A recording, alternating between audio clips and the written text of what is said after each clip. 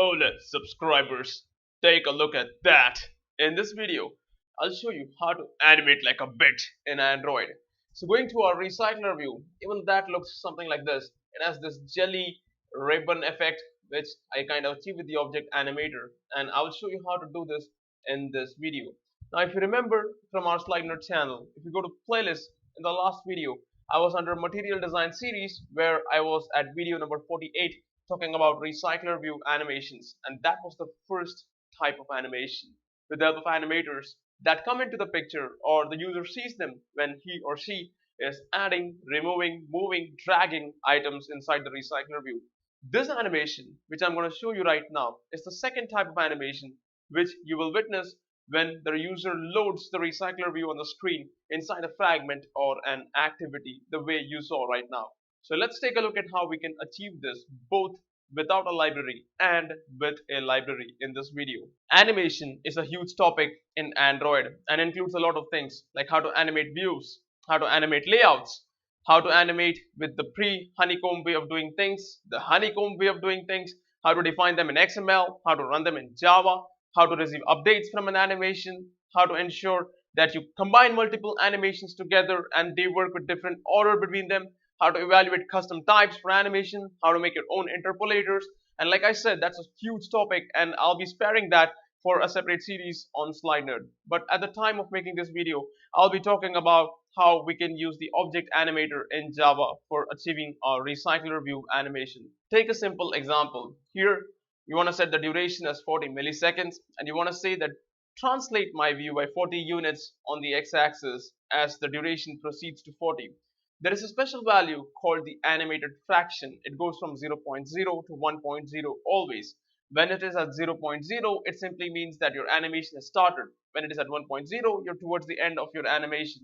And it goes to intermediate values like 0.01, 0.02, 0.03, and at each value, you can customize what you want to do with the animation.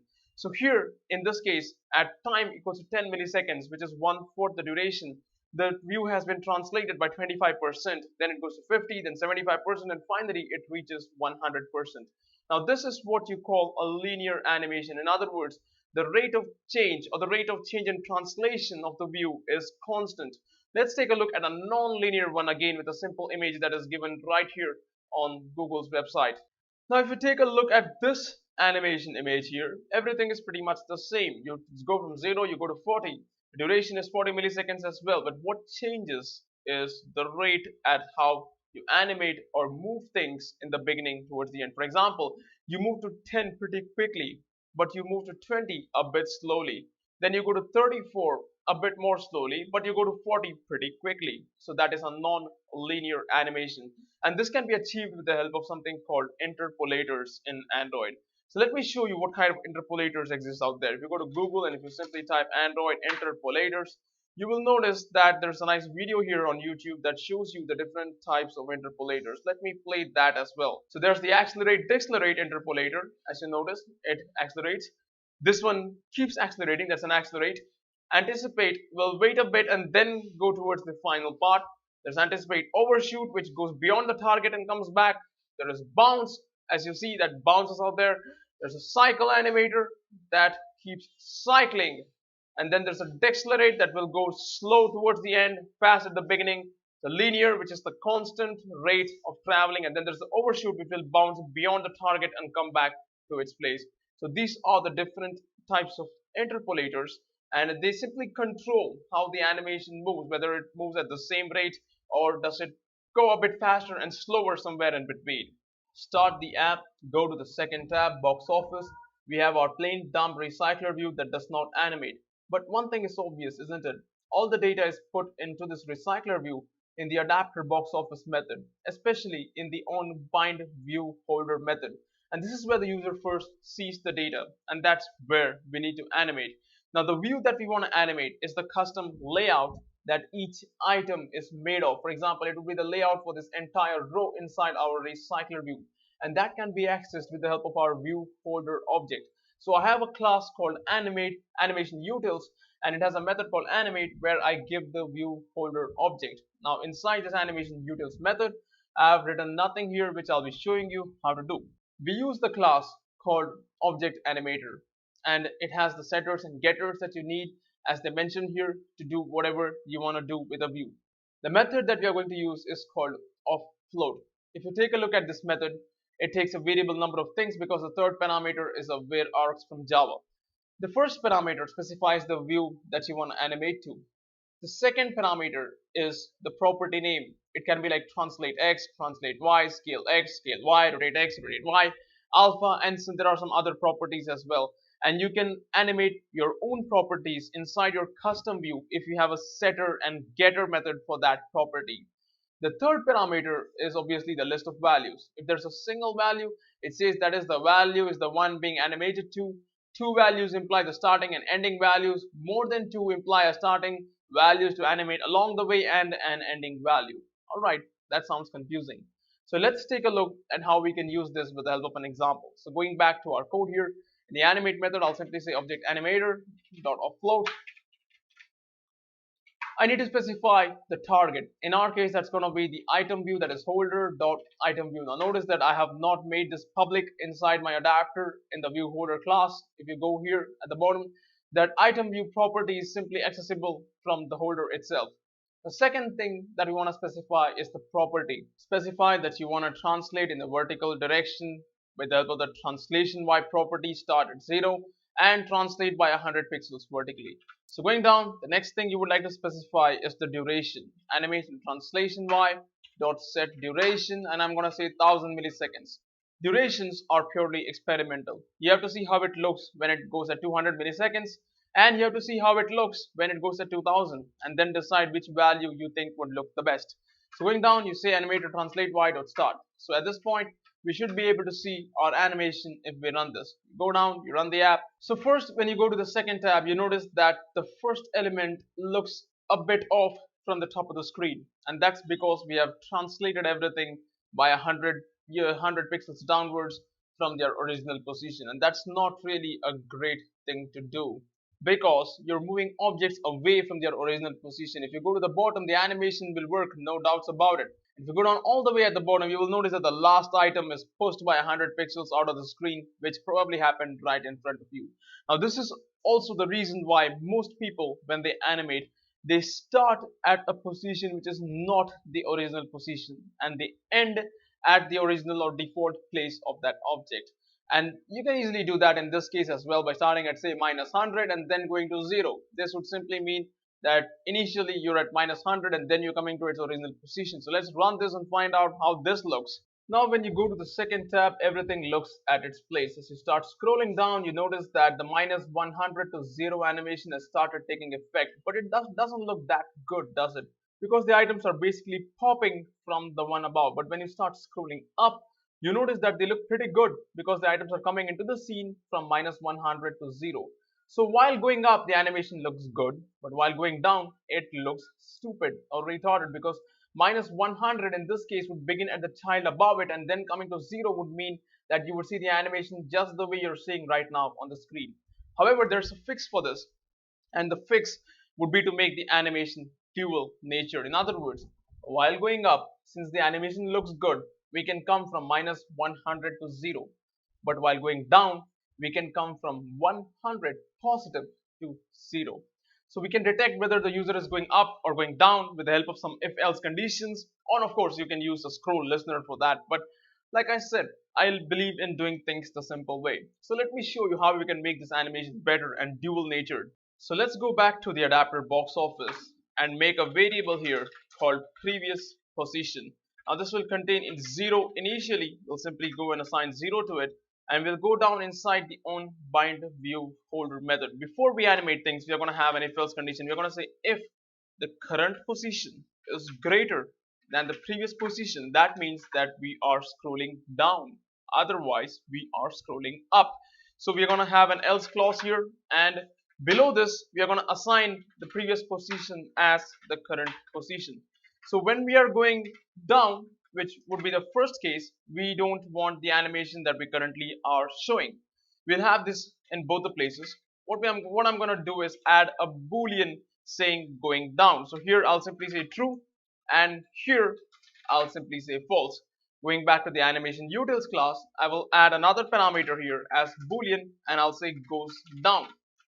So if goes down is true, we want to animate from 100 to 0.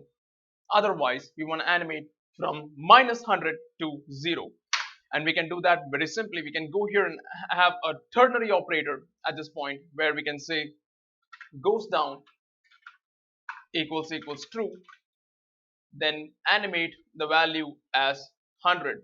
Otherwise, animate the value as minus 100 to 0. Take a look at that. Now when you run the app, you should be able to see a nice animation that goes dual in both directions. Let's take a look at that. So there's my adapter at this point. As I start going down, take a look at that effect. Things come from 100 to 0. And as I start going up, things come from minus 100 to 0. And that is how you animate a recycler view in Android. Now you can specify a bigger value and that would make the animation a bit longer. Let's say 300 minus 300. Now remember, all these things work in pixels. If you want dps over here, then you will have to write your own converter from pixels to dps and then do it in your animator recycler view. Now when you go, you take a look at that translation. It's bigger now since we are saying 300 to 0. As we start scrolling up, it's minus 300 to 0, which again looks pretty good.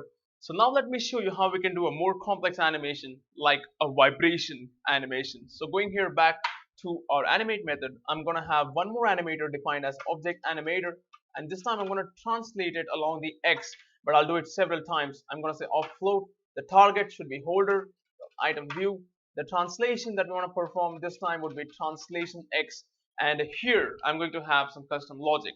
Remember, we have a float values parameter. Now this simply means that we can have several values and the animation will go through all those values before coming to our original value. For example, we can say initially the translation should be minus 25, then it should be 25, then it should go to minus 20, then it should go to 20, then it goes to minus 15, 15, minus 10, 10, minus 5, 5, finally it comes to 0. So this would be our shake animation.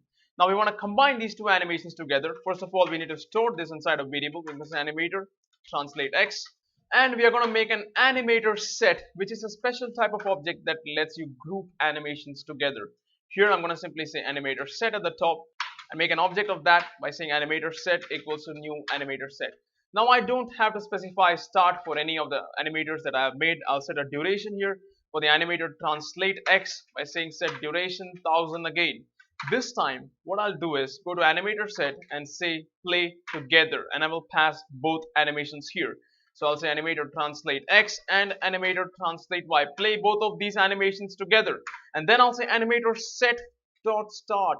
So now when you run the app, we should be able to see the translate happen in the Y, and at the same time the kind of vibration happen in the X. So let's take a look at this in action as well. And like I said, these values are going to be iterated till it finally comes to rest at 0. So now when you go here, you notice as you start going down, take a look at how they come inside the scene. They're all shaking up and coming inside the view. Initially they go to minus 25, then they translate to 25, then they go to minus 20, 20, minus 15, 15, ultimately they come to 0, which is what you see here. And as you start going up, you notice that things are again shaking up pretty violently and coming into the picture. And you can increase the value of say minus 25, you can make this minus 50, go to 50, and you can say minus 30 here.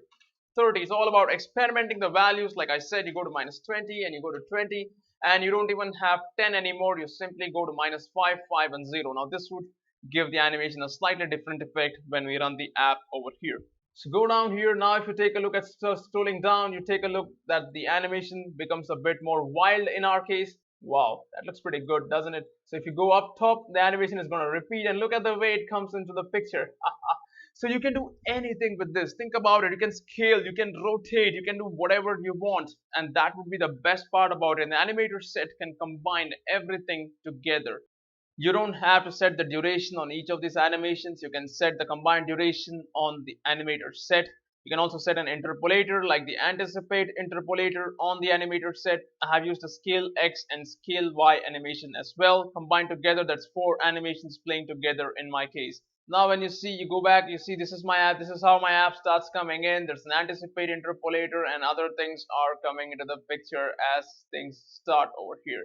You go up, the animation reverses exactly in the nice manner, making things pop up in a weird way inside my app. So enough with this, let's go and take a look at the Android animations library available to us for doing all this. You can see Android animation library, and there is your one Damagia or Damagia, sorry, I can't pronounce that. So going to an Android View Animations library here, there's a Gradle dependency. We can simply add it and get our stuff done. There are three of them.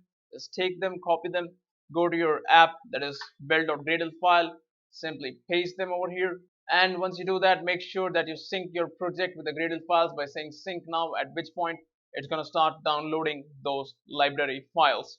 So if you see his library, there's a huge list of animations he has. There's attention, special, bounce, fade, flip, rotate, slide, zoom, and there's a whole lot of types about it. And feel free to use them on any of your views. It doesn't have to be a recycler view. You go to the top. These are the three lines that you need to write. First is the technique, then duration, then which view you want to play it on. So let's go back to code. I've commented everything out, which you can find in the GitHub library, github/SlideNerd. So going back to yo-yo here, I'll say yo-yo.width. I'll specify which technique that's going to be wobble. In my case, that's going to be techniques.wobble.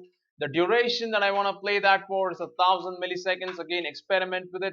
Play on holder.item view. So at this point, let's take a look at how this animation looks. So there's going back to our recycler view, and this is what the wobble animation basically looks like. Okay, it's pretty close to what I just made here.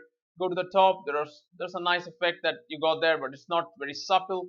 Recycler view animations are expected to be subtle as per material design. So now I went back and changed the technique to a rubber band, and if you take a look at how that looks, this is what the rubber band basically does. It scales along the X, I believe, and then it comes back and compresses itself a bit to give you a rubber band effect. So you're welcome to experiment with all these libraries. By the way, at the start of this video, I showed you an animation. It's here right in the comments. For both the toolbar, that part, and for the recycler view, that part, both the animations are over here. Code for everything is available on github/SlideNerd. Go to repositories and take a look at the material design test app.